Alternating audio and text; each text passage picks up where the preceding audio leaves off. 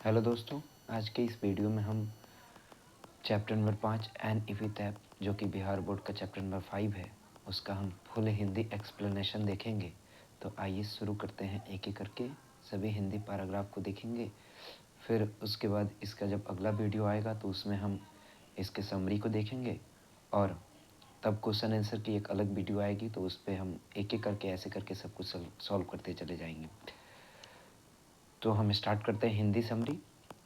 Water de la mayor 1873 से 1956। इसका Hindi meaning है, वाटर डीलर मेयर का जन्म 1873 में हुआ था, जबकि उनकी मृत्यु 1956 ईस्वी में हुई थी। Was born in the village of Charlton in Kent, England. उनका जन्म इंग्लैंड के चैरल्टन के केंट में हुआ था। He lost his father at the age of 4। उन्होंने अपने पिता को 4 साल की उम्र में ही खो दिया था। And had to move with his family to London. और उसके तुरंत बाद वो अपनी फैमिली के साथ लंदन के लिए चले गए। He is known for his sensitive concern with the world of children and world of supernatural. He is known for, उन्हें जाना जाता है, सेंसिटिव कंसर्न मतलब कि संवेदनशील चेतनाओं के लिए जाना जाता है। With the world of supernatural, मतलब दुनिया में जो भी परिघटनाएं घटती हैं उनको प्राकृतिक रूप से दिखाने के लिए वाटर डीला मेयर को जाना जाता है। Children and the world of supernatural, और साथ साथ उन्हें चिल्ड्रन पोइट भी कहा जाता है। दोस्तों, यहाँ से हमेशा ऑब्जेक्टिव पूछ लिया जाता है कि which poet is known as a children poet, तो आपको वहाँ पे क्या टिक करना है, Walter de la Mare. His songs for children and peacock pie डिसिप्ट वर्ल्ड ऑफ ड्रीम्स। उनकी दो रचनाएं, songs for children and peacock pie डिसिप्ट ऑफ वर्ल्ड ऑफ ड्रीम्स, जो कि दुनिया के सपनों में एकाग्रित है। But even in these songs there is a note of melancholy. परंतु इन दोनों रचनाओं में एक विशेष प्रकार का अकेलापन देखने को मिलता है। मेलानकॉनी का मतलब होता है अकेलापन। The poet makes us aware of the in human condition of modern life. इस कविता में कवि हमें मानव जीवन में घटने वाली घटनाओं से अवेयर करवाते हैं, मतलब जागरूक करवाते हैं। ही shows his genius by inserting fresh instance in old themes। परंतु वो अपनी सभी रचनाओं में पुराने पुराने लहजे को क्या करते हैं, महत्व देते हैं। Queen Elizabeth second honoured him with the order of merit in 1953।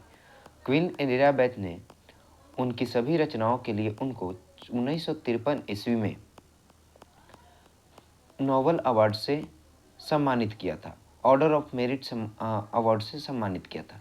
तो यहाँ से एक और क्वेश्चन देखने को मिलता है कि ऑर्डर ऑफ मेरिट किन्हें दिया गया था, तो आप वहाँ पे टिक करिएगा वाटर डीला मेयर को। कब दिया गया था, तो 1953 में। किसके द्वारा दिया गया था, तो क्वीन एलिजाबेथ द्वितीय। और क्यों दिया गया था, चूँकि इनकी सभी रचनाओं में एक विशेष प्रकार की क्या मिलती है, हमें प्रेरणा सीखने को मिलती है, जो कि हमें अपने भौतिक जीवन और भौतिक जीवन से, जो जीवन में जो भी वास्तविक घटनाएं हैं उनसे हमें रूबरू करवाती है। अब हम इसके बाद चैप्टर को स्टार्ट करते हैं। एन एपिथेट, जिसका मतलब होता है एक शिलालेख, एक अभिलेख।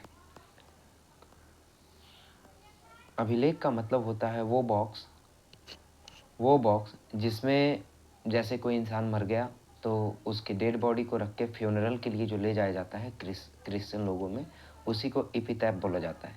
तो यहाँ पे कहानी का प्रारूप क्या है, यहाँ पे जो कवि है उनकी पत्नी डेड कर गई है, और उनको शमशान घाट में ले जाया जाता है। तो वहाँ पे कवि भी अब गए हुए हैं एक समय के बाद, और वहाँ पे अपनी भावनाओं को प्रकट कर रहे हैं। कवि कहते हैं, here lies a most beautiful lady. यहाँ एक सुंदर महिला लेटी है। हेयर लाइज का मतलब होता है लेटना, अ मोस्ट ब्यूटीफुल लेडी मतलब बहुत ही सुंदर महिला। तो यहाँ एक सुंदर महिला लेटी है, कहाँ, एपिटैप में। लाइट ऑफ स्टेप मतलब वह ऐसी महिला थी जिसे कुछ घूमने फिरने का भी शौक था, जिन्हें कुछ घूमने फिरने का भी शौक था।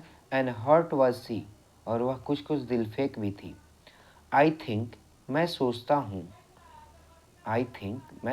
हूँ, she was the most beautiful lady, मैं सोचता हूँ कि वह एक बहुत ही सुंदर महिला थी। That ever was in the west country, मतलब कि वह पश्चिमी देश की सबसे सुंदर महिला थी।